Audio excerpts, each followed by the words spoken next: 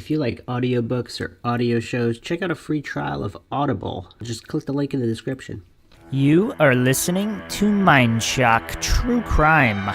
This is the Steven Avery series, Episode 2, Anatomy of a Frame-Up. This is your host, Bruce McGuire. And Maxwell Powers.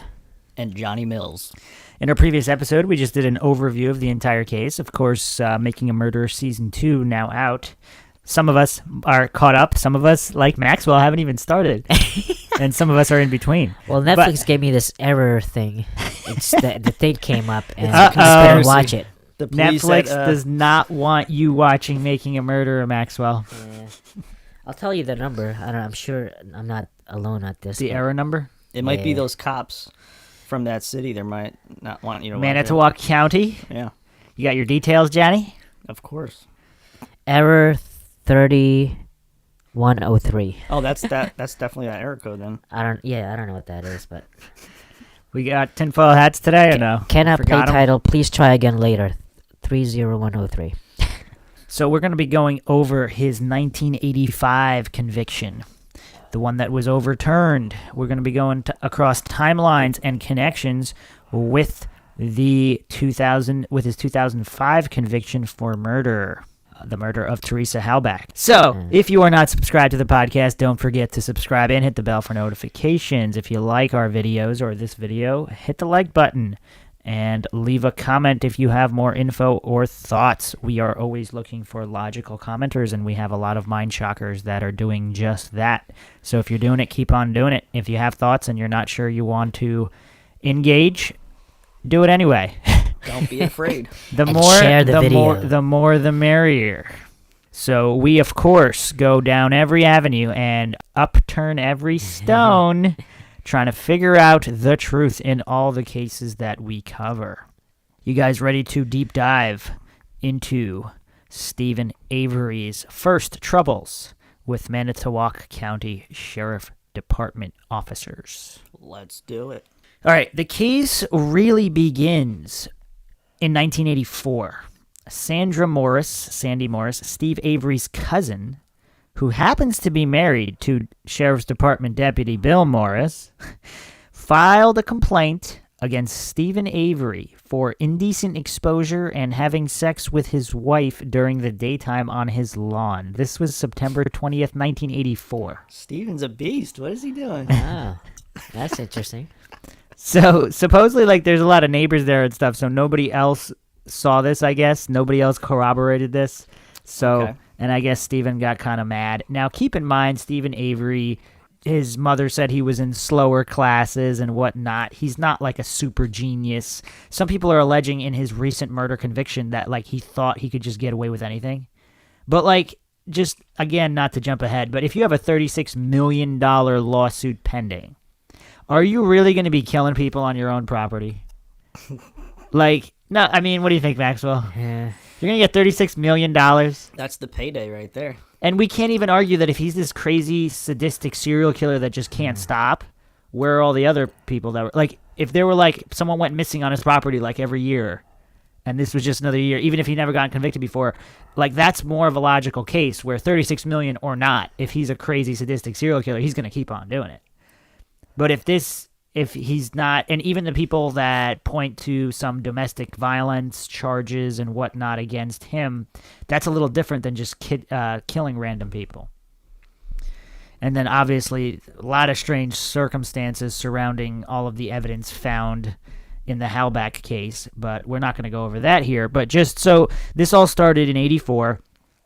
From what we can tell, these are just rumors. Nobody's corroborated any of this. Rumors, jokes, whatever. So this was in September 20th. On January 2nd... Wait, do the year again. 84. 84, okay. September 24. January 2nd, 1985, Steven Avery runs Sandra Morris off the road and points an unloaded gun at her. And then her husband works at the police station. Her husband is a sheriff's department deputy, yes. At Manitowoc County? Yes. Okay. Yes. So that's another thing. So the reason we're going over the 85 case is because there's a lot of tie-ins with the 2005 case. There's a lot of the same people involved, and there's a lot of really, really shady circumstances that overlap. So to truly understand the Halbach case, we have to go back to look at this Beernsten case and all of the people involved in that. Some of these are just the same people. So, January 2nd, Steven Avery runs her off the road. So that's quite a few months that this has been brewing, I guess. And then, of course, months before the complaint. I'm sure Sandy Morris didn't just wake up one day and be like, let's file this. I'm sure stuff has been brewing. And, of course, like family history-wise, we're not going to go too much into that, but a lot of these cousins and related people, they married and divorced similar people, not of their own family, but non-blood relatives. But so there's a lot of the same people involved, even with each other. So Who's Sandy Morris? Maxwell Powers, always on the ball. Steve Avery's cousin, who's married to Sheriff's Deputy Bill Morris. She's the one that filed the complaint against Steve Avery. Okay. Supposed rumors. When she was interviewed in Making a Murderer season 1, they asked her if she was in like a bar, and she was like, "Yeah, I might have been at a bunch of bars." Like, doesn't seem like, if it is a truthful account, it's a truthful account by someone who I guess likes to frequent bars and talk about Steven Avery and get drunk. So we don't know. Anyway, so yeah, January 2nd, he runs her off the road. So there's a couple of months gap there. Okay, January 3rd, 1985, Manitowoc County Detective Larry Conrad interviews Avery about the incident. Avery claims it was response to her spreading rumors about him. January 4th, 1985, Steven Avery is charged with endangering safety regardless of life and felony in possession of a firearm for the incident involving Sandra Morris. So, again, they are cousins. Steven Avery and Sandra Morris are cousins. Earlier you said they both had sex outside on the... No. That was somebody else? Sandra Morris was saying that one of the charges was that Steven Avery had sex with his wife, with Steven Avery's wife at the time. Okay. On their lawn. Okay. And I guess she had witnessed it or something, Sandy Morris, while she was driving by. When you said it before, I thought it was with Sandy. Oh, no. That's his cousin. Yeah. No. Okay, so. Oh, man. Okay, that makes a lot more sense now. So apparently, Sandy Morris is the one who started the rumors. He was convicted with this incident, for this incident. All right, so let's move on to Beernsten. So. Who's Beernsten? Not Berenstein, like the Berenstein Bears. Yeah. Berenstein Bears. Berenstein. That's what popped into my head for some reason. Wait, how do you say this one? Bernstein. Beernsten. Beernsten. Beernsten. Beernsten. Beernsten. How do you know that's how do you spell it? How do you spell it? I'm looking it up. Beernsten. I'm guessing Bernsten. Beernsten. I could be wrong. Oh, it's Beernsten. Beernsten? B-E-E. Beernsten. Beernsten. I don't know. Beernsten or Beernsten? How do you spell it? B, like beer. Oh, okay. And then S-T-E-N. Oh, okay. Beernsten or Beerston. Beerston. So now we're looking at July 29th, 1985, so several months after this incident. Summertime. At approximately 3:50 p.m., Penny Ann Beernsten was jogging along Lake Michigan on the shore, and someone attacked her, dragging her into a wooden area and sexually assaulted her. So this is far from his property, right? This is nowhere near his house. It's not a crazy amount of time. It's not crazy far, but it's not super close. Did you say the city? Or did you just say Lake Michigan? It was just the Lake Michigan shoreline, yeah. I think it might be the closest point to his property if you're just looking at the map. It's not. Okay, yeah, it's really not that far. By the way, just looking up Steven Avery's, or the Avery Auto Salvage Garage on Google Reviews, they have a 4.9 rating. It's a pretty good rating. Wow. 1,570 reviews. Wow. What the? Wait, how long They're has he doing been business. in business? How long was he in business? Well, because of the show. I think people, Oh, are going there to give them reviews. you really think so? I mean, Positive are reviews. those reviews dated? Maybe there's Oh, one, there's probably one every day. but there has to be some real ones, like based on the. I don't know. I don't. Quality service, great people. All right, so real quick, just a quick background. So Beernsten taken to the hospital. She was shown a photo. We'll get into the exact detail. Photo array 9 men. She selected Steven Avery, who was arrested the next day. At trial, Beernsten identified Avery as her attacker. A state forensic examiner testified that a hair recovered from a shirt of Avery's was consistent with Beernsten's hair, but did not present qualifying information about the limitations of hair microscopy. Interesting point. This this examiner, the test that was done on the shirt. Guess who did it? Who is that? So the individual who did the test on the hair is the same individual who did the blood test exonerating Steven Avery, and also the same lab technician who was involved in the 2005 case, identifying Steven Avery's blood So this person in tested the hair Halbach's vehicle. and said it was actually Steven Avery's, but then they did a blood test and they said, oh, he didn't actually do it, and he was released. Is that what you said? Yes. But then back in 2005, he was So this is convicted actually again. Sherry Culhane, and her qualifications have been questioned heavily by a lot of people online. She doesn't have a degree. She doesn't, she was just there, and she got promoted through the ranks. And So her what was with the blood? Or we're going to get into that later. Yeah, we'll get into that. But this is just quick background on the attack, Okay. and then we'll go into the specifics. So Avery had 16 witnesses as his alibi, including the clerk of a store in Green Bay, Wisconsin, which they visited that day. And that clerk recalled that Avery was accompanied by his wife and 5 children buying paint from the store. A checkout tape put the purchase at 5:13 p.m. Beernsten put the attack at 3:50 p.m., and it is estimated it lasted 15 minutes, which means Avery would have had to leave the scene of the attack, walk a mile to the parking area, drive home, load his family into the car, and drive 45 miles in 1 hour to make it work.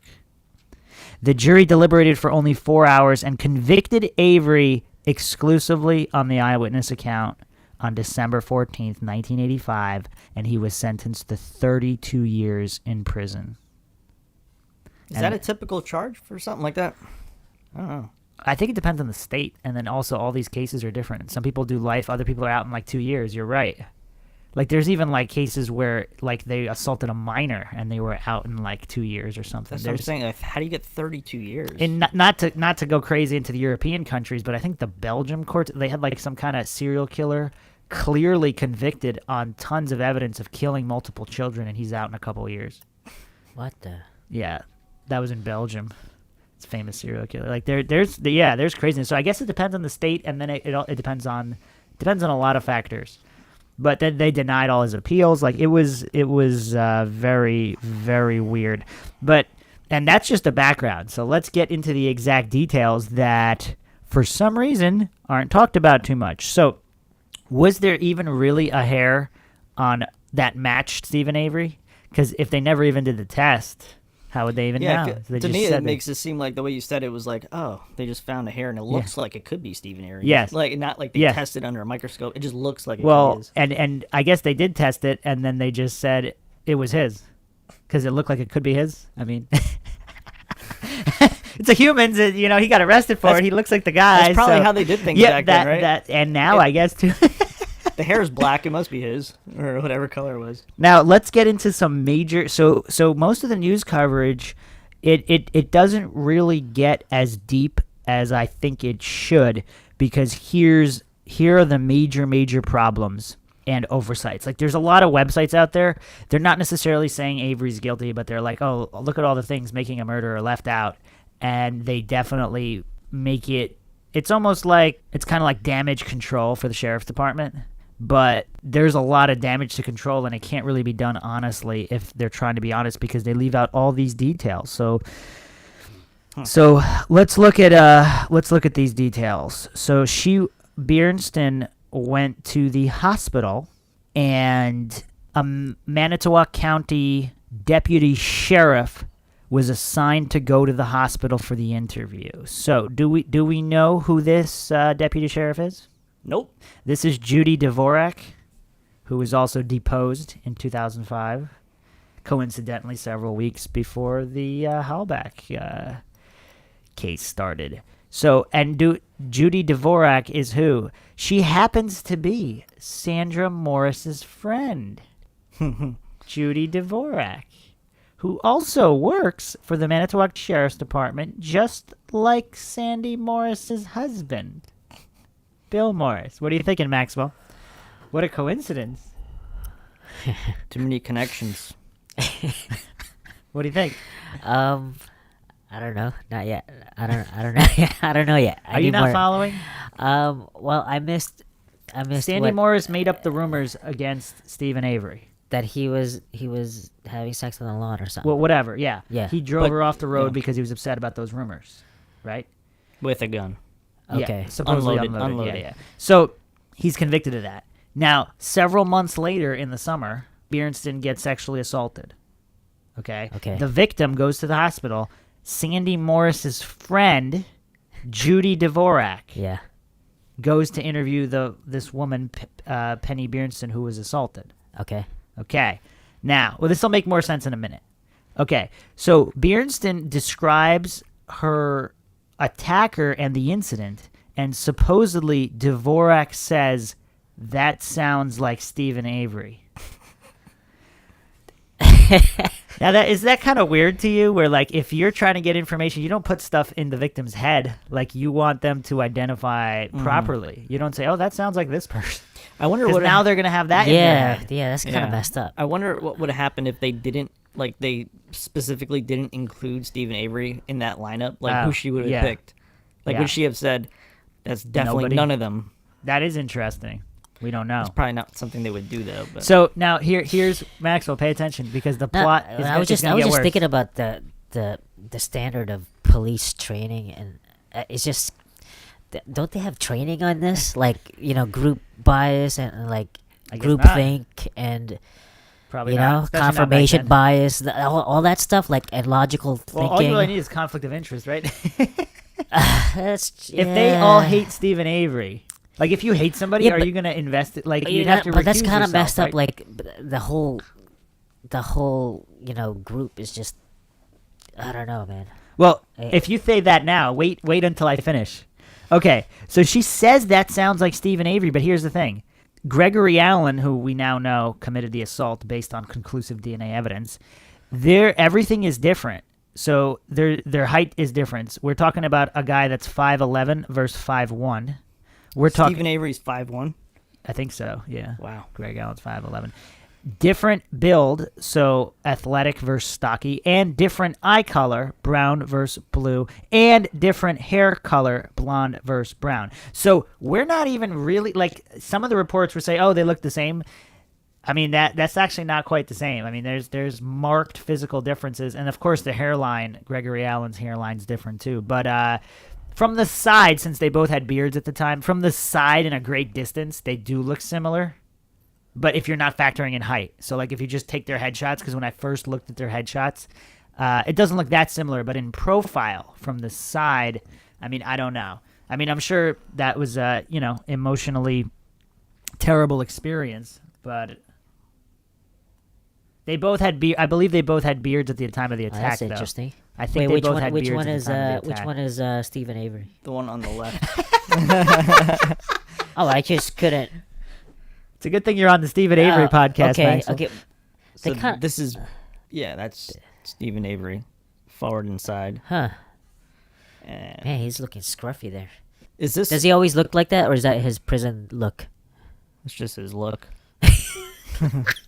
Yo, wait, Gregory Allen was not in the lineup, right? Correct. He was not in the lineup. He was Wait, never even investigated. Is number 6? 6 is Steven. Yeah, Stephen Avery. So he's okay. Got it. So he's like 5'1" in there, and the rest are like. You know what 5'8". another coincidence is? Stephen Avery's middle name is Allen. Huh. Stephen Allen Avery. Oh my God. and Gregory Allen is the guy that actually committed the assault. So that's kind of weird. But anyway, so she's telling the victim, "Oh, this looks like Steven Avery." Now, here's a couple other problems. Beernsten, because of the attack, she couldn't see very well. So her statement, Dvorak told her to sign the written statement that Dvorak prepared. She's like, "I can't see it." Dvorak said, "Sign it anyway." So there's some legal issue there because she doesn't know what Dvorak wrote down, because she's giving her description of this guy who's quite different, relatively different enough from Steven Avery. So it might say something completely different. Yeah. And now that we know this is Sandy Morris's friend, and then Sandy Morris, of course, married to another sheriff's department officer. And so when Dvorak was deposed on these issues, she said she couldn't remember. Okay. Amazing. So of course, so now we know Beernsten's original description did not match Steven Avery. All right, here's the next problem with this whole thing. The sketch of her attacker. So, oh man, okay. So the sketch was supposedly done from Steven Avery's mugshot. Not from her wait, description. how do you know? Well, if you watch Making a Murderer, you Oh, know. wait. Look, So that sketch was prepared from the mugshot, supposedly. So they just admit to that? Well, the sketch artist did not admit to that. That's Koosh. Did not admit. Gene but Koosh, there's- so there's deputy sheriff. So also here's the thing. So we have Sheriff Kucerik, which was the head sheriff at the time. Uh-huh. All right, so he's a prominent player in this case because he's the one. He committed a lot of illegal things. Even when Avery was arrested, they didn't give him a phone call. They kept him in isolation. what was his first name again? Who? Kucerik. Tom Kucerik. Okay, so here's the thing. So Tom Kucerik, supposedly his right-hand man. All right, so here's this information is coming from Deputy Arland Avery, Steve Avery's uncle, is saying this, who's also a deputy. Steven Avery's uncle? Stephen Avery's uncle, Deputy Arland Avery, said that Sheriff Kucerik's right-hand man was Deputy Sheriff Gene Koosh, and he's the one that made the composite sketch. So apparently the sketch was done from Stephen Avery's mugshot. Now, Koosh denied this, but this was shown to Beernsten, and she confirmed that it was him. And then they showed her a lineup of mugshots with the image of Avery. So if she made if the composite sketch was made from Avery's mugshot, shown to her, then she saw the actual mugshot after that sketch, and they led her, obviously, if they're like, this is Steven, that sounds like Steven Avery. So now that's already plugged in her head. Now we're talking about an emotionally distraught woman here. Like it's not like she was a witness from far away and she's like, oh, was that him? Like she was in the middle of this, so it must have been very emotional, vivid, and upsetting. So she's not going to be 100% in the right mind. She's going to want whoever punished. Yeah. So if the police officers are telling her that this is the guy, she's like, well, I want this guy punished for doing this. So if you're saying it's the guy, let's get him. So yes, so pretty interesting, right? Another interesting point is, guess who arrested Steven Avery for this 1985 assault? By the way, are there any recordings of all these interactions that you're talking about? Or, like, I don't know, just any recordings now? Of what? Like, Their statement, they got deposed in 2005, so they're going over all that stuff. I don't know how many actual recordings of it. Like, did they record the hospital interview? Is that what you're asking? And like talking with that lady. Well, this is 1985. I don't know. Yeah. They probably did record it, but are you going to hear it? You're 1985? probably not going to hear it. You think they recorded in 1985? Maybe. Probably. Yeah, it's not that long ago. I don't know. Maybe they did. Maybe they, if they knew what they were doing, I'm thinking they wouldn't have recorded it, because that would prove what they That were it was doing. just a setup, yeah. Yeah. Yeah. I mean, I'm sure they have that statement that was signed, but she obviously could have omitted things from the statement on purpose if this was all a setup. So let's go back to who arrested Steven Avery. You want to take a guess, Johnny? Who is that? Sergeant Kenneth Peterson, who inherited the sheriff's position from Kucerik. So Peterson arrested Avery in 1985 for this sexual assault, put him in prison, and then he was in prison for 18 years for a crime he didn't commit. And guess who's the sheriff in 2005 when Hallback goes missing? Peterson. Same guy? Yeah. How old is this guy? He's old now, but kind of old. But so anyway, oh man, is this making your head hurt yet? So the same cop arrested A Steven sergeant Avery. arrested Steven Avery in both 1985. So well, I don't know if he was just the sheriff in 2005. Okay, he was the one that had. And he's in charge. also, Okay. Okay, in 2003, Peterson was now sheriff, and that is when DNA tests proved that Avery was wrongfully convicted and the real attacker, the real culprit, was Gregory Allen, who was a known sexual predator and committed assaults after this because he was free while Avery was in jail. It makes a lot of sense to find the wrong person. So Teresa Hallback vanished October 31st, 2005.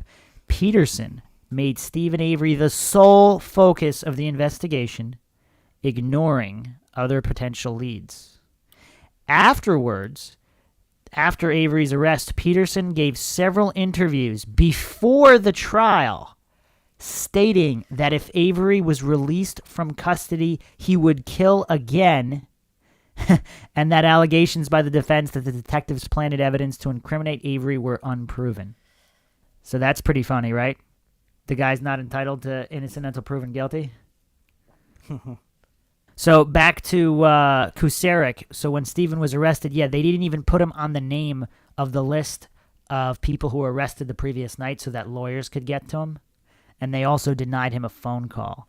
Risa Evans, Steven's attorney, went to see him in jail because she had heard he got arrested, but his name was not on the list. Kucerik admitted that he ordered Steven's name not to be put on the list for lawyers, not allowed a phone call, not allowed visitors, and to be held in isolation. And this is written in statements as well. So this isn't even denied. He didn't even deny this. So his rights are being violated left and right. Like what's going on here? And then what's crazy is the court rulings that the Manitowoc County Sheriff's Department did nothing wrong. Even though agents that investigated it found that there was a whole lot suspect. So, all right, so what do we think so far, Maxwell? You thought it was crazy when the friend goes to the hospital, but now after we went through all this, from the sketch to the circumstances of the arrest, what? It's definitely Nothing, sketchy. What do you think, Maxwell? I don't know. I missed a couple of points at the end. Like all of them? So if we see a pattern here by the police stating, like they see an assault, they're like, oh, let's blame Steven Avery. Is that what you think happened, Johnny? And then think so, yeah. And then in 2005, this girl's missing. It's like, oh, wait a second, she was on Avery's property. Let's set him up now. Is that what you think happened there too? Yeah, something like that. But Or a do you little bit think more it's even? detailed. Or you think it's much darker? Let's It's definitely darker. Let's go down the rabbit hole even further. Maxwell's on the edge of his seat with apprehension to know all of these tiny details. Pay So, attention.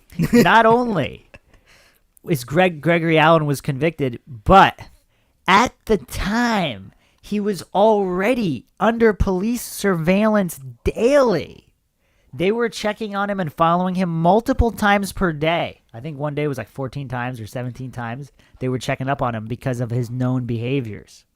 So here we have another coincidence, Maxwell. On July 29th, 1984, the officers assigned to watch Allen were called off. Called off. Yeah, they were told Basically, to get there's- off Alan. You know, Like you're done. they told him to get off, so Gregory because Allen they're could watching. go do They're what like he likes to following do. him and watching him. Yeah. So they get called. They're like, oh yeah, get off Alan. Like go do other stuff, go patrol or whatever. Get off Greg Allen or Steven Allen Avery. Which one? Well, here's a plus. You remembered Stephen Avery's middle name, which is basically completely irrelevant. But they weren't watching Stephen Avery. The police were monitoring Gregory Allen Okay. because he's a known sexual And predator then with known convictions. And then it so happened I that see. the police said, "Don't watch him anymore." On the exact day That that he Penny Beernsten is assaulted. So the crazy conspiracy theorists might suggest that Allen was possibly in touch with police, but I don't know if I'd go that far. they're Do you basically really think- admitting wait, that wait, he can go do what he wants to do, right? Without. But how did getting they caught. know he was going to do something though? Well, Or did they just Well, hope that within a week or two he would have? unless they knew that if he did it, they would frame Steven Avery. I know, but how did they know he was going to do anything? Well, Wait, so maybe they what told did they him say? to. What did they Well, say? that's what And some that's people messed think. up. Yeah, well, that's not that they told him to, but they kind of they were just kind of in cahoots. Wait, what did they to some say degree.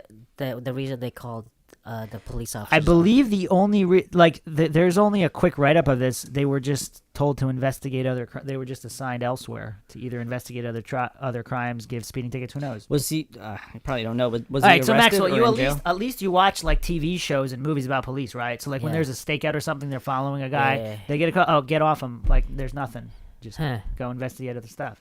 But Yeah. they would do it like mostly every day, though. Yeah, I've seen it prior to the actually point. as a plot line too, like the way you. Yeah. Oh, they get called off, so something they happens. called off, to make something happen. Yeah.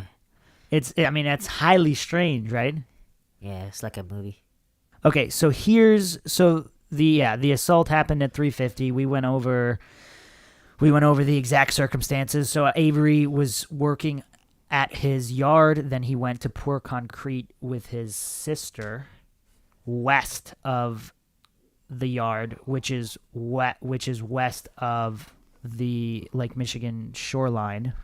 So, and then they went up to Green Bay, going northwest. So we're going they're always in the complete opposite direction of the shoreline where the assault happened. If they had been on the other side, that would open up the room for more speculation. Some people still attest that Stephen Avery could have still committed the assault. Like there's people hell-bent on Stephen Avery's guilty for everything. I don't know why. Because even if some of those assault allegations, which I don't believe he was, or domestic violence allegations, even if some of them are true, if he's getting into fights with his girlfriends or wives, how does that make anything else true? That doesn't mean he's going around assaulting strangers, does it? Like, I don't know. Well, I want to it's hear weird. how this whole blood thing got him off. All right, so hold on. We're going to get into our next episode. We'll probably do a rundown of a who's who and look at the conflict of interest here. But if you can keep this straight, so Steven's ex, Lori, married Barb Dassey's ex. So she married Dassey. Scott Taditch is Tom Janda's cousin.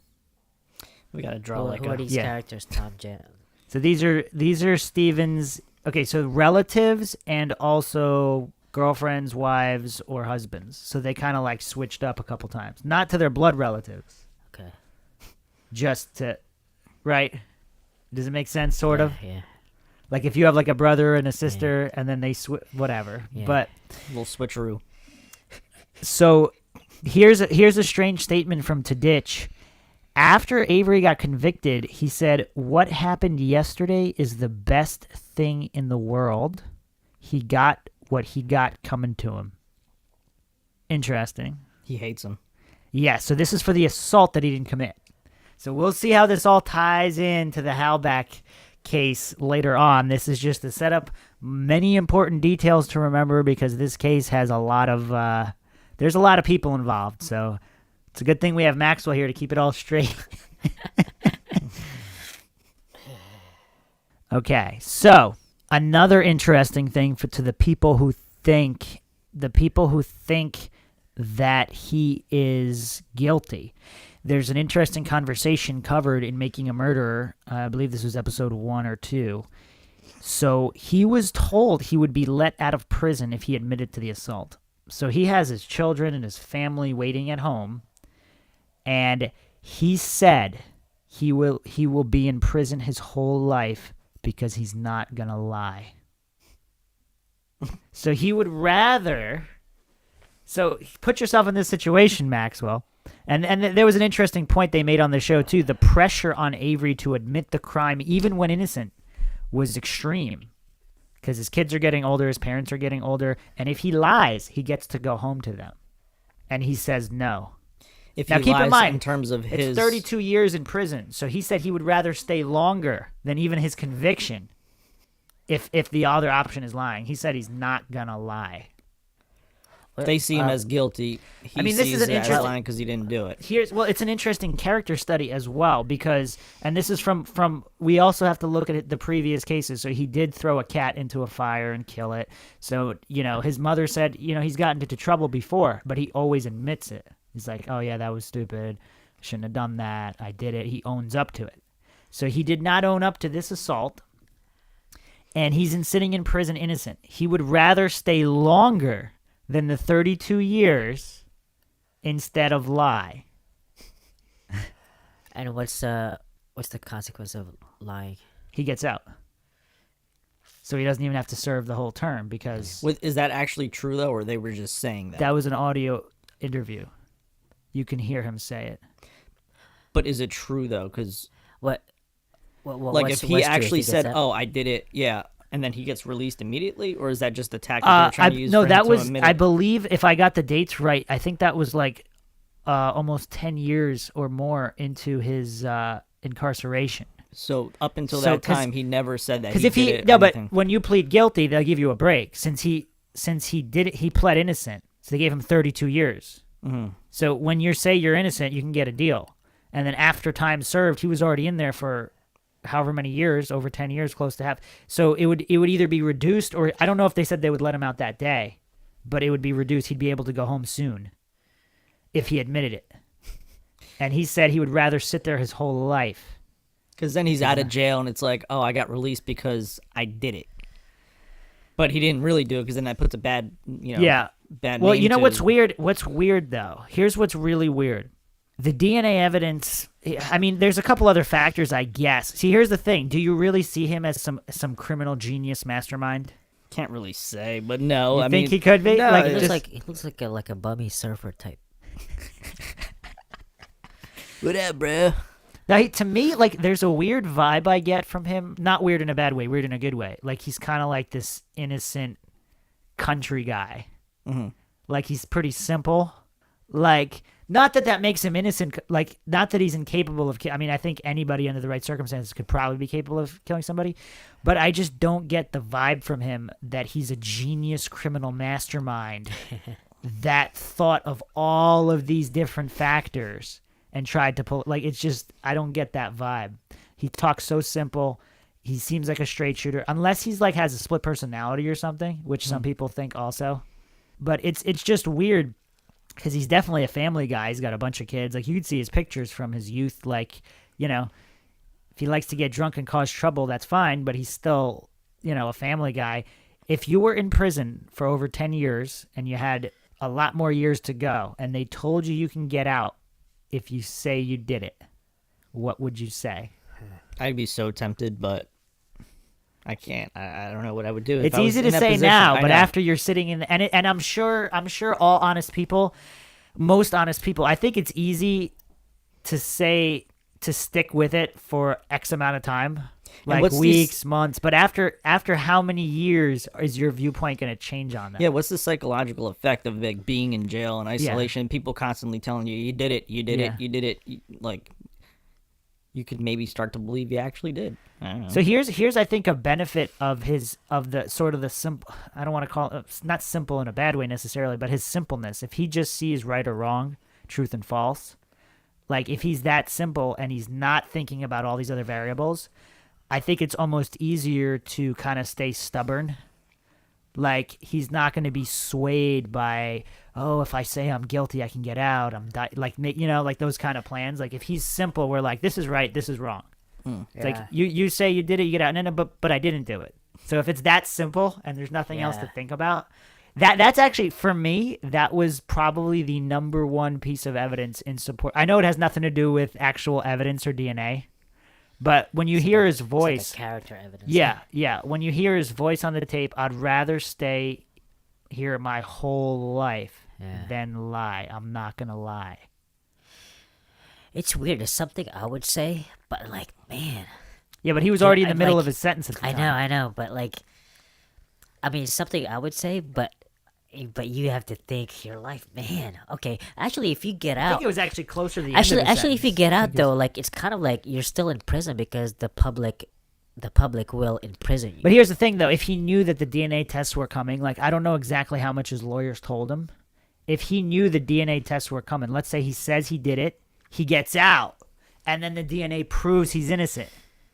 Yeah, what does that do? Well, that's an interesting scenario because Yeah. I think, would that be good enough for you? Yeah, the court said the court made you admit that you did it when you didn't, but the actual real truth now 100% proven That'd for be all cool. the world to see. Yeah.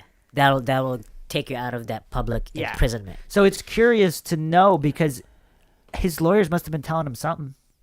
Because if they knew the DNA could exonerate him, and he still said no just on the basis of he's not going to lie. I mean, that brings up into a bigger philosophical debate, like, actually it was in the movie Braveheart, an oath to a liar is no oath at all. Do you remember that part? Nope. I don't remember that part, but I can't believe you remember that line. Well, Braveheart's a good movie. Yeah.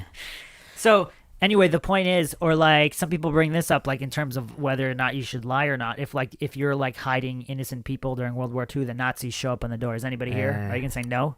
Like, how much value is in a word if you live with truth? If your action is good, should you lie to support a good action? It's an interesting crux of morality, right? Yeah. What do you think, Johnny? Yeah, it's messed up.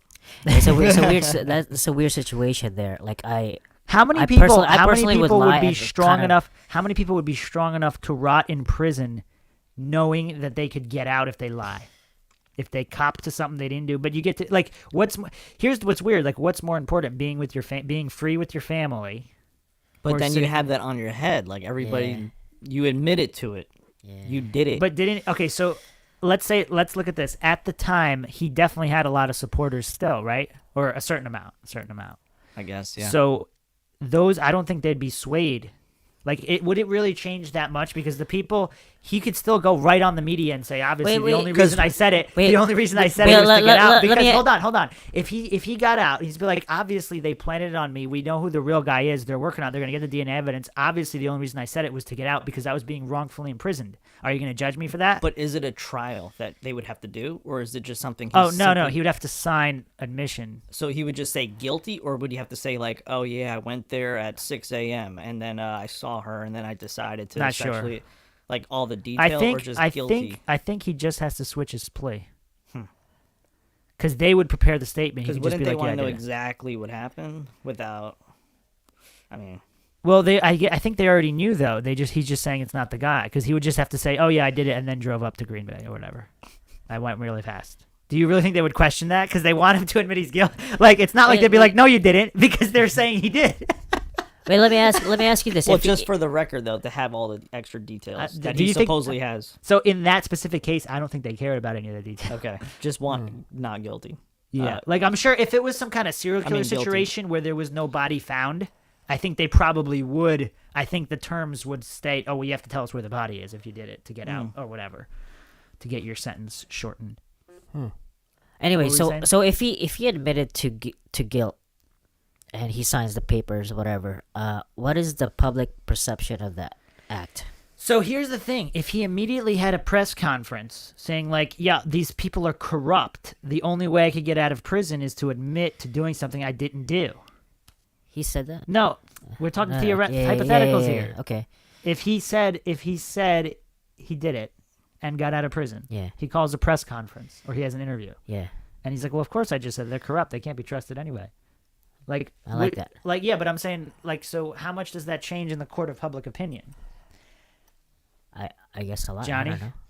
Like, if I'm you just thinking now we're talking about this. What if he did that now, and then he got proved Ooh, as yeah, innocent. same thing too. Like if But it'll be DNA much more powerful this time around. Oh yeah. Well, Wait, because he's not proved getting what? out. Proved what? Because he's not Guilty? getting Guilty out. or innocent? So, He says he says guilty for the second case Yeah. now that's ongoing. but I don't think they're gonna let him out anyway though because it's a murder. So it True. wouldn't work. But like, and then they find out that he's obviously or possibly innocent. What would happen then? And obviously, like a lot of people also agree that the greatest tragedy in this whole thing is that Steven Avery's case is pretty much a textbook case of something not being proven beyond a reasonable doubt. Because let's not even look at Hallback. Let's look at the assault. Is it proven beyond a reasonable doubt that he assaulted Penny Beernsten? All they had was the hair. Is that beyond a reasonable doubt? No. Without accurate testing. So we have the word of an emotionally distraught woman who is being influenced How by her the sheriff's hair? His hair was on her, or her hair was on him, I believe her hair hair was was on his shirt they found. and they're somehow connected too, right? Like they knew each other, possibly. Did he knew Beernsten? I haven't found anything about that, did they? But he knew the person that knew her. Dvorak was friends with his cousin. So But then again, it doesn't mean that's her hair though. whose hair? Penny's hair. Yeah, I don't know. I don't know. I don't. That hair. Clothes. I think they just took a random hair and was like, "Oh yeah, that's his," because like I don't think they ever even like they. I don't even know. I mean, So she was sexually assaulted, right? So Yes. is that like a rape, or there's 'Cause different wouldn't they- sub qualifications. Yeah, I don't know if it was technically classified as but a it was rape. 15 minutes long It supposedly. was a sexual assault. Yes. Because So I- wouldn't there be some sort of DNA or something on her, or even him, his clothes? Theoretically. They never even investigated Gregory Allen, though. He basically just roughed her up. Like, he ripped her clothes off and roughed her up. I don't know if it was technically classified as rape Okay. or attempted rape. It was sexual assault. So, let's move on. We're going to keep going down the rabbit hole. So, Wait, one more thing. Sorry. And when she was in the hospital, was there any indication that she actually was sexually assaulted? she was beat up. I don't believe they ever... I don't know if they even alleged that it was like a technical rape. It was a sexual... She was assaulted. She had bruises. Yeah, and yeah. Cuts, Her eyes maybe. were. There's photographs. Yeah, yeah. She was beat up. Damn. She couldn't see perfect. Like her vision was impaired. She couldn't even see the statement clearly that was written. I was just trying to get at like, was her story just made up? Oh, I don't think so. Okay. Here's the thing. So let's make some more connections. So Steven Avery was exonerated and released on September 11th, 2003. Interesting date. The following day, memos were put out that all law enforcement and court personnel were not to talk about the Avery case. After he was released. The There was a day memo after. on the 12th. Yeah. Vogel was the prosecutor. Okay, so here's some more interesting connections. Oh, and we didn't even talk about one of these things. So Gregory Allen was previously convicted of a 1983 assault case on the exact same beach where Beernsten was assaulted. So not only is he a sexual predator with previous convictions, but on the exact same beach, just 2 years prior. The prosecutor on the case was Vogel. Okay, so who is Vogel? Wouldn't they think Steven Avery did it? What do you mean? Since he supposedly sexually assaulted some woman in 1985, Gregory Allen. prior to them saying that he did it. Like, while he's in jail, Steven Avery sexually assaulted a woman in 1985. What about the 1983 one? Did he do that Well, one I too? think because it was conclusively proven that he did it or something. I don't know. After the fact, or I think right at the time. I think okay. because he was in and out of prison. Well, then that would make sense that he would possibly be the one that did the 1985 one. Of course. Not to mention, like he already has all these priors. Yeah. And the police weren't watching Steven Avery every day, at least not officially. Wow. So here's what's really, really shady. So Dennis Vogel, Maxwell, you know who that is, right? Who is he? Oh man, One of the cops. or his cousin. I don't know.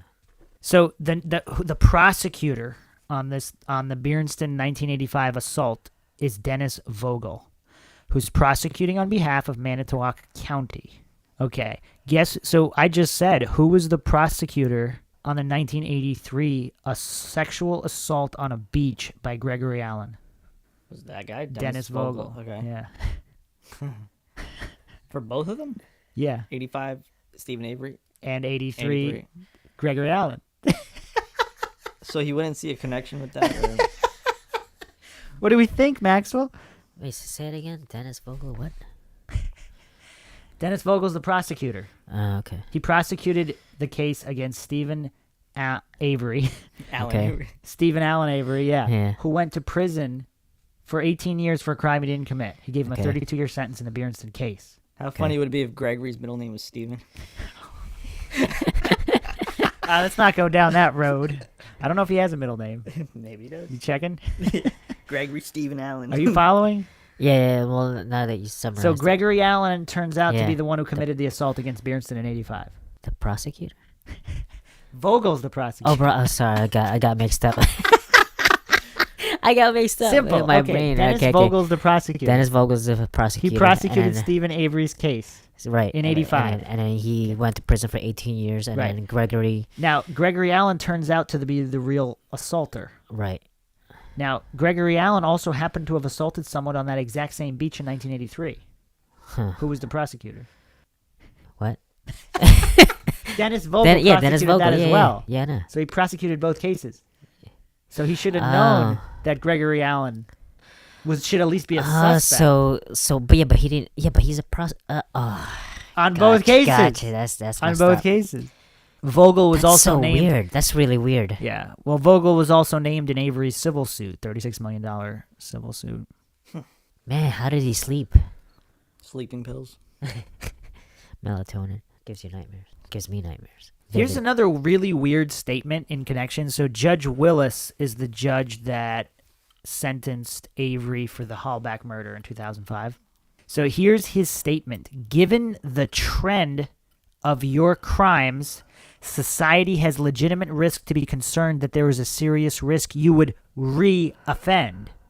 So at that point, he was convicted of a 1985 assault that he was exonerated from. So what trend of crimes is he talking about? He was exonerated. He's like, you're going to re-offend, but if you never offended the first time and you don't know if you offended, like, it's kind of weird, right? That's messed up wording right there. It is indeed. Wait, who Some said that? some Who would said that? coin them Freudian slips. The judge that sentenced Avery currently for the Hallback murder. Make it seem like he did all yeah, this he other did everything stuff, all the man. time, yeah. So Unless they're talking about all the other little things. But they want you to think that other... Yeah, I don't know. Huh. Yeah, it's messed up. He didn't do anything, apparently. Since he wasn't guilty for how's it. the overall Netflix series theme? Like, what's it? What's Hold it on a feel- second. what's Hold it on. feel? There's What's there's that? another interesting point. What do you mean, whether he's innocent or guilty? Yeah, like well, I how think is it's pointing how? him innocent, right? Pretty Okay, much. so it's kind of like Yeah. pushing that. So okay. most people would argue that it's obvious, but I mean they threw in their stuff against Stephen as well. So I Yeah. don't, whatever. But here's another interesting point we didn't really specifically said. So he rammed his cousin off the road, and he put a gun in her face. She had her child in the back seat, so it's unclear whether she's going around to all these bars talking about Avery with her child waiting in the back seat or not. I don't know, but when he saw the child, he immediately stopped. That's what she said? That's what the account said. I don't think anybody disputed that. So what does that tell you about Stephen Avery? He cares about children? Like, Well, if he cares about right or wrong, someone's spreading rumors about him. The child is innocent to their mother spreading rumors about Stephen Avery. So he wouldn't want to scare the child. So he didn't know that there was a child in the car. So again, another just a point for a character. It's are we going to throw all this information out or should we consider it?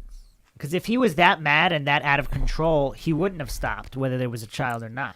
So he's really mindful, and I don't know. Dennis Vogel has also filed, as a DA, he filed a petition to have Avery preventively detained. And Preventively Avery was detained. kept in jail until the trial, which began on December 9th, 1985. So normally you don't stay, you can get out on bail or whatever. They wanted him preventively detained, and if you look at the history of the statutory standards to preventively detained people, Avery's crimes weren't severe enough. Like running somebody off the road and pointing an empty gun at them, and even in a sexual assault, that's not the same as, a serial killer who's killed 1 million people. So, but the judge agreed that it was necessary, and they kept him in jail until the trial. So there's just a long list of weird, strange offenses and complicity on the part of the sheriff's department and the court system against Avery. I mean, even some serial killer, depending on the case, like even killers weren't held until their certain killers weren't held until the trial. December 14th, 1985, Avery was found guilty. They charged him with false imprisonment, first-degree sexual assault, and attempted murder in the first degree. It would be 18 years before this conviction would be overturned.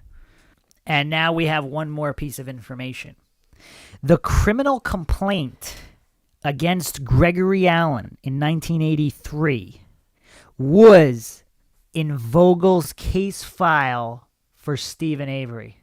So not only was he the prosecutor on both cases, on the Steven Avery case in 1985, he actually had the information on Gregory Allen in the 1983 beach assault. It was in the file. And what's interesting, which they revealed this on Making a Murderer too, the phone conversation they had with Vogel after his exoneration, he was just like, did you look at my file? Like he's worried. It's like he's worried about being caught instead of being like, oh, that's so horrible. We kept an innocent man in prison. Like none of these, like I haven't even seen apologies from any of these people the first time around. Kucerik or any of these people. They just shrug and said, we thought we had our guy. Like you don't even care. Okay, that's fine. You might even say you weren't wrong at the time, but you don't care about the fact that he spent all this time in prison. Even if you think you did everything right at the time, you can at least, it's so unfortunate. Like there's just nothing. They don't care. A lot of people do that. They want to save face or no, but that's fine. Like you can still save face and it'd be like, we didn't do anything wrong. And it's really horrible for Steven Avery that he spent, but they don't say that. They're just like, we didn't do anything wrong. You can still say that and try to save face and be like that's horrible for him, and that sucks that this other guy that was out free and assaulting other people that should have been in prison. Vogel resigned as the DA shortly after Avery's 1985 conviction. And another interesting piece of evidence, Tom Kucerik was actually scheduled to be deposed right after Avery's arrest in 2005. We'll go over the timeline for the depositions and the arrests. So that's Vogel. And now there's another piece of evidence here, which is the damning 1995 phone call. Okay, so 10 years later, Gregory Allen was in jail. Someone a detective overheard Gregory Allen stating that he did an assault in 85 and someone else was in jail for it. So, this information was passed on to Officer Coburn. So Coburn was called and informed they had the wrong man in prison, and he dismissed it and never reported it again until guess what day? What day? September 12th, 2003. All of a sudden, he decides to report a phone call that he received in 1995 mentioning that Gregory Allen committed the 1985 rape.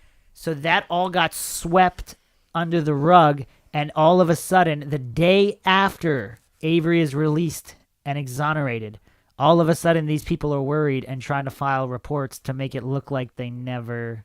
So 8 years later. Is that Oh, what it was? from 95, yeah, which was 10 years after the actual. This was already 10 years into his sentence. Damn. So yeah, a detective called the Manitowoc County Sheriff's Department and informed them that they had a suspect in custody named Gregory Allen who claimed to have committed a sexual assault in Manitowoc County, and someone else was in jail for it. So Sergeant Andrew Colburn took that call and informed his superior officer. Does anybody want to take a guess who the superior officer was? The superior officer is Lieutenant James Lank. Lank is the one who found most of the evidence in the Hallback case on the property. Maxwell's keeping all of these names straight. You got them all, Maxwell, right? So here's the thing. So now Lank told Coburn to write a report which was taken by the sheriff and placed in a safe. The report is uncovered during litigation of Avery's civil suit against Manitowoc County more than 2 years later. So we're talking 2005 now. So this wasn't even discovered until 2005. James Lank is deposed on October 11th. Andrew Colburn is deposed 2 days later, on the 13th, with questions about the report. Lank's answers are evasive and unclear, but it is established he instructed Colburn to make a report in 2003. What isn't established is whether at any point earlier Lank knew of the call.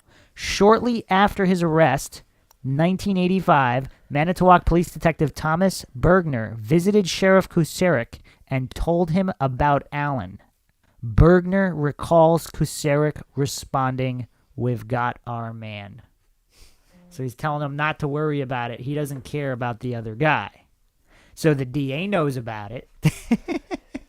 The prosecutor, so like everybody seems to know that Gregory Allen did this, or at least is a suspect. Maybe, maybe not. And nobody even investigates him. And that was one of, even though Manitowoc County was cleared of any wrongdoing, during the investigation there were agents, and we'll get into this in the future episodes, agents actually did say that no investigation was even done. Not even to convict Avery. Like, they didn't even follow up on anything. They were just like, oh yeah, that's the guy. When did that call come in? That about the 1995. So 10 years after. But here we still have another point. Detective Thomas Bergner, pretty quickly, this was still in 85, after Avery was arrested, he visited the sheriff and told him about Gregory Allen.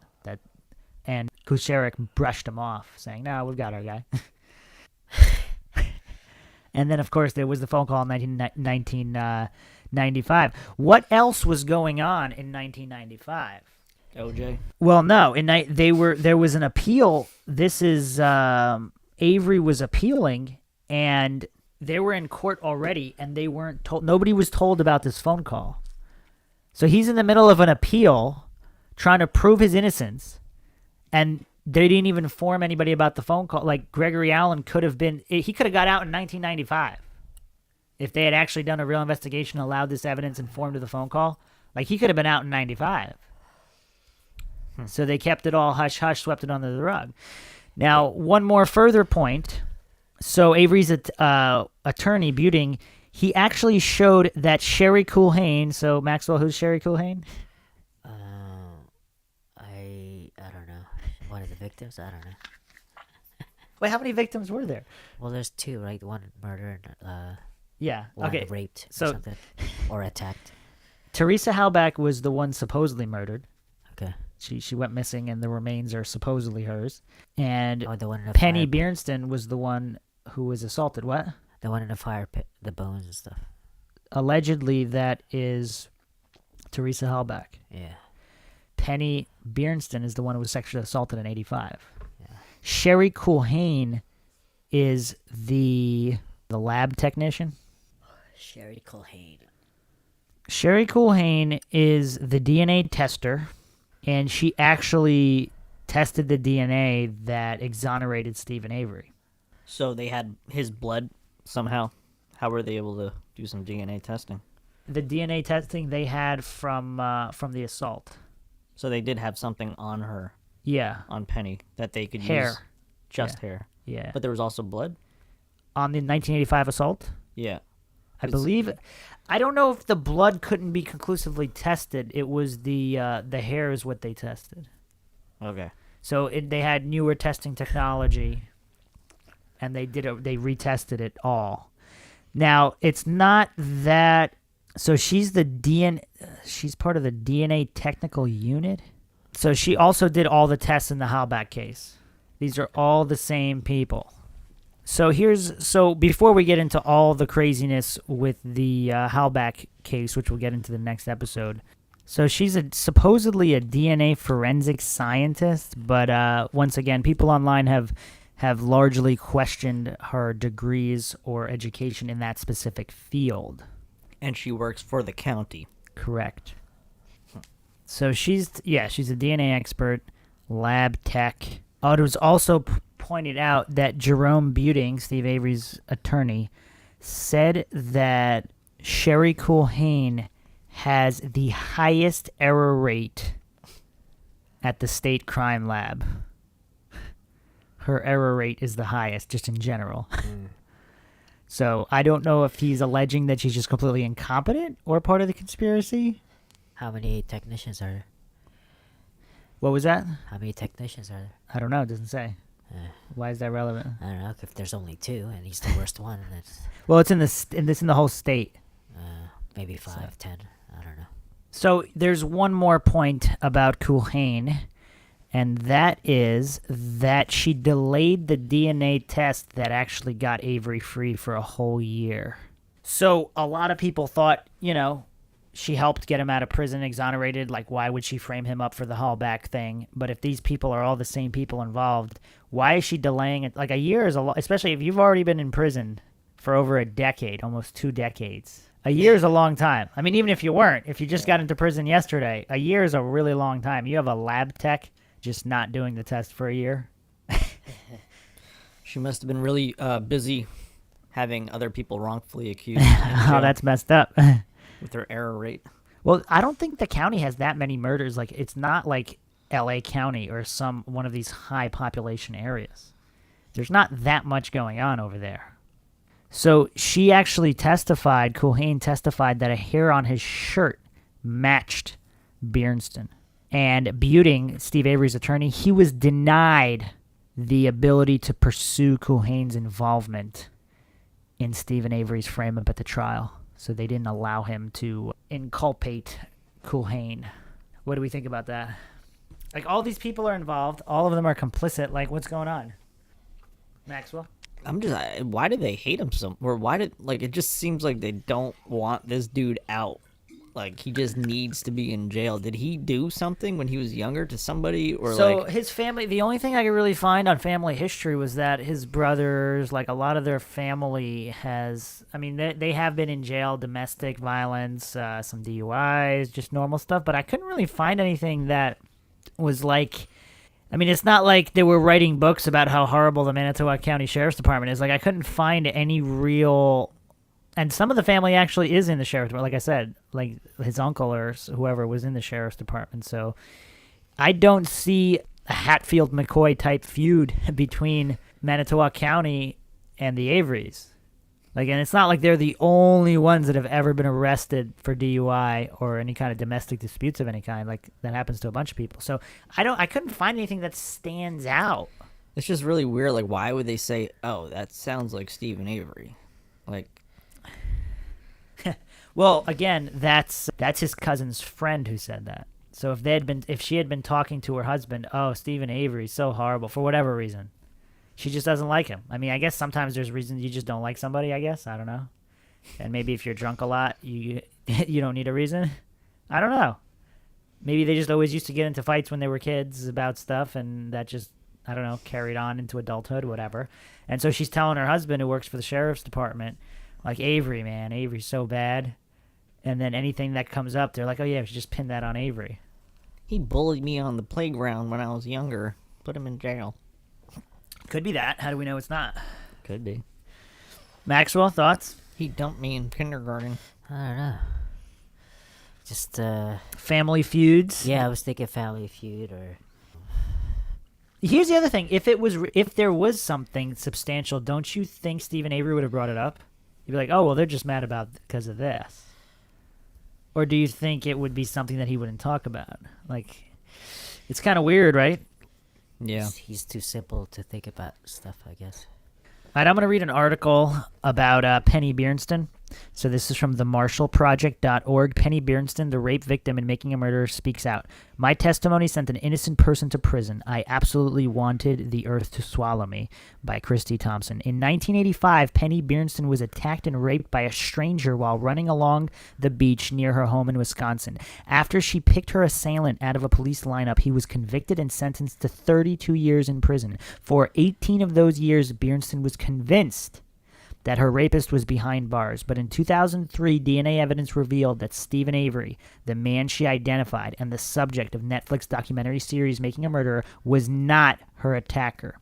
While he sat in prison, the real perpetrator, Gregory Allen, remained free for 10 years before he was arrested on unrelated rape charges. Imagine she goes for a run and then she gets assaulted again. It's like, oh, it was definitely Steven Avery. You think they'd still say that? Like, oh, he broke out of jail. That's and terrible. Then assaulted her. Well, there were other assaults that Allen committed. They couldn't pin him on Avery because, he was in jail. They should have tried, though, at least, right? You might as I well. don't know, maybe they're not that dumb. I don't know. Maybe they are. But Netflix's new series primarily focuses on what happened after Avery's exoneration. 2 years after he was released, Avery was charged with the murder of another woman, Teresa Halbach. In 2007, he was convicted and sentenced to life in prison. Beernsten declined to speak with the filmmakers partly because she believed the documentarians were too close with Avery's family and attorneys. They were very convinced that he was innocent, Beernsten said. I was not convinced. This interview was conducted before the premiere of Making a Murderer. Beernsten has since watched the series and thinks it accurately portrays her case. Below, she shares in her own words what it was like to discover that she had misidentified Avery and how she feels about him today. The day I learned of the exoneration was worse than the day I was assaulted. I really fought back when my attacker grabbed me. I scratched him. I kicked him. I did not go gently. Well, that's another good point. He didn't have any scratches on him. Huh. After the DNA results came back, I just felt powerless. I can't unring this bell. I can't give Steve back the years that he's lost. At the time, I didn't know anything about how memory works, about what good procedures are, about showing lineups to victims. The perpetrator was not in the photo lineup I was shown. I never had an opportunity to identify my actual assailant. It was a simultaneous lineup where witnesses are shown all photos at once. There were 9 photos, and I looked carefully at each one and picked Steve Avery's. The sheriff later put together a live lineup. There were 8 men, and again, I picked Steven Avery. He was the only person who was in both, so it's logical that I would pick him. After the exoneration, there was a lot of publicity. Steve was made out to be a hero, and I went from having sympathy to being this horrible person who made a mistake and is responsible for someone else's suffering. The first time I went out in public, an acquaintance of mine said, "I can't believe you're brave enough to show your face." Wow. The man I misidentified was 23 years old at the time. He had 5 children and twin sons who were just a few days old. There was really no physical evidence connecting the two of us. It was a she said, he said case, and my testimony sent an innocent person to prison. His kids have grown up without him. I absolutely wanted the earth to swallow me. Steve has always maintained his innocence. They ran an ad in the newspaper trying to raise money for attorney fees. A friend of mine saw it and called me and said, "I just wanted to let you know that Steve's running ads saying he's innocent." Every time he was granted an appeal, it's like, am I going to be called to testify again? There's this nonstop video of the crime going through your head. I lived across the street from a gentleman who was a teacher at the school that Steve's twin sons attended, and he had them in class. At one point, this must have been a good dozen years after the crime, Craig approached me and said, "Are you sure that Steve Avery was the guy who attacked you? Because his wife, Lori, insists that she was with him all day and that he couldn't have possibly have committed it." And I remember saying, "No, I'm really sure," but that planted the first seed of doubt. I would find a way to explain away any bit of information that suggested he was innocent. In the trial, I had testified that when the perpetrator unzipped his pants and exposed himself, I saw white fabric and assumed he was wearing white underwear. His wife testified that Steve never wore underwear. He didn't own any underwear. So that troubled me. But then one day, I'm hanging clothes on a clothesline outside, and I see the white pockets on the jeans, and I think, oh, that's why I saw white. When the Innocent Projects took the case, I just fell apart. I was angry. Does this mean that every time technology improves, he's going to get another opportunity? Isn't there anything to this concept of judicial finality?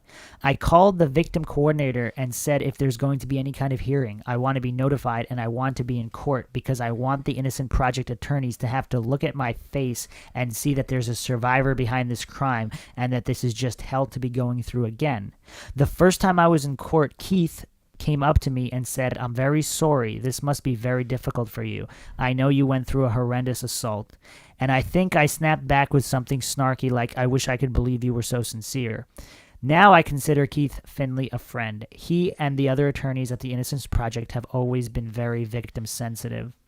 By the time the DNA testing was done, but before the results came back, I think I had calmed down a little. A part of that was thinking, gosh, Steve got a 32-year sentence. That's a pretty long sentence when you're 23 years old. The next time he comes up for parole, maybe I won't write to the parole board objecting to him being released, but I still was pretty convinced that he was my perpetrator. The day I met Steve, in February 2004, my heart was beating so hard I thought I was going to have a heart attack. We sat down and he is a person of very few words, although he was polite and attentive. When we finished, I said, I would welcome the opportunity to apologize to your parents, but I totally understand if they don't want to be in the same room with me. His response was, I think my mom would be okay, but I think my dad is very bitter. And then he apologized for his dad's bitterness. I remember saying, Steve, I have a son. If someone accused my son of doing to a woman what I accused you of doing to me, I would be bitter if I knew that my son was innocent. Your dad knew that you were innocent because you were with your family that day. Much to their credit, his parents agreed to hear what I have to say. They were even more nonverbal than Steve was. I said, do you have any questions of me? And Dolores, his mother, just shrugged and said, there's really not much to say. When it was time to leave, Steve gave me this big bear hug, and I said, Steve, I am so sorry. And he said, it's okay, Penny, it's over. Maybe it was just a line, but it felt sincere to me at the time. The day he was released from prison in September, he said, I don't blame the victim. What happened to her was horrible. It's the cops that set me up. One of the things that really troubled me is that I was one of the only people who apologized to Steve. It would have been nice if the prosecutor and the sheriff had said, actually, we all got it wrong. I felt like I was the only one taking any responsibility. The police department had called me a couple weeks after the assault and said they had another suspect in mind. They didn't give me a name. It's funny how they suggested a name right away when it wasn't the guy. But it turns out it was Gregory Allen. I hung up and I called the sheriff and said, what's this about another suspect? I was told, do not talk to the police department. It will only confuse you. A few months after I met Steve, he left a message for me. So I called him, and he was kind of beating around the bush. He was telling me how he didn't have any money and he couldn't get a job, and he was living on his parents' property and it wasn't going well, and he wanted to get his own place to live, and it would be really nice to have a house. I finally came out and said, Steve, are you asking me to buy you a house? And he said, yes. I said, that's not possible. We probably should not be talking to each other. I will be deposed in your civil suit. He was cordial. He wasn't abusive or anything. It was just clear he wanted money from me. I called job services and passed that along to his attorney, but I don't know if he ever followed up with them. Steven Avery asked Penny to buy him a house. Yeah, or for money. I saw a therapist after the assault, and then after the exoneration, I saw a therapist again. I said to my second therapist, I've seen a picture of Gregory Allen, and he doesn't look real to me. I would swear I've never seen him before in my life. I look at his picture, I can't feel angry. I think he could walk in the room, and my blood pressure wouldn't even go up. I still see Steven Avery as my assailant, even though I understand he wasn't. Her response is, you will never be able to attach the emotions that you felt at the time of the assault or in the ensuing years to Gregory Allen. What you need to work on is removing those feelings from Steven Avery. Then I got a call that a young woman has gone missing and that the last place she was seen was on Steven Avery's property. So my emotions regarding Steven Avery are complicated. But anyway, she kind of corroborated the fact that nobody else apologized to Steven Avery. That's so weird. I see. I don't know. I And think they told her not to not to talk to the police department. I mean, this is a victim of a crime being told not to talk to the police department. Like I'm sure she wants justice for that too. Like he should be in prison for what he did, and she's being told not to talk to the police department.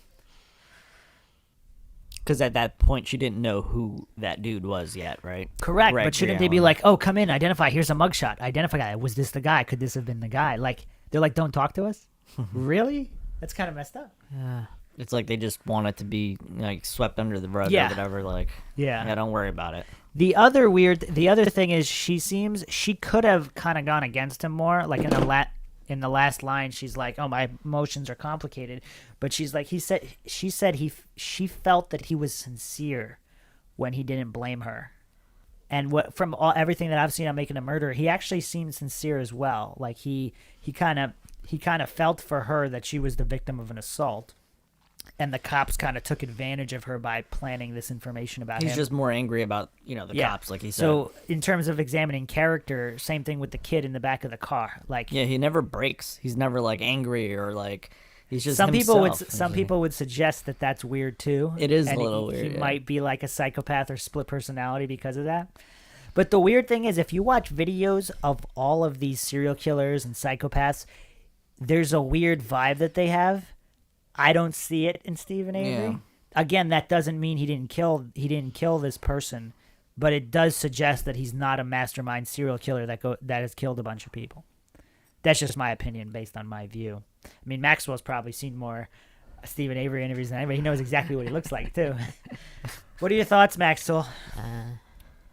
I don't know. The police officers just. I don't know. I don't know what to say. Classic Maxwell. No, it just seems like admitting to having done wrong. Well, they It's almost just did the so- opposite. It's just They're so like, traumatic to them. in the two, yeah, but they do the opposite. All his previous, his repeat offenses, or the judge saying that he's gonna repeat. Yeah, repeat what? Maybe he knew it was gonna happen. repeat what you didn't offend. Oh, he's gonna be repeatedly convicted of crimes he didn't commit. The next one's So they gonna have stick. to keep him in prison because otherwise they're just gonna have to keep going after him for stuff that he didn't do, and it's just an unnecessary process for the sheriff's department. We're gonna go into weird, bizarre things about the Hallback case and timelines and evidence, and continue examining all of these people involved.